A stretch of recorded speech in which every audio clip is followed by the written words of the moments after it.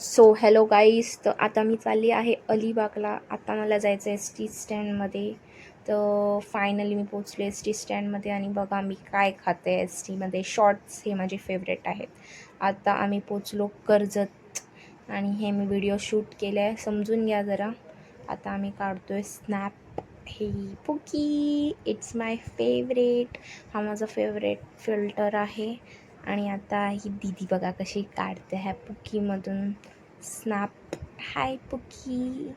आम्ही फायनली पोचलो कोयनाडला. आता आम्ही रिक्षाने चाललो आहोत, तर थोड्याच वेळाने पोचलो आम्ही. आता गावात एंटर केलं आहे.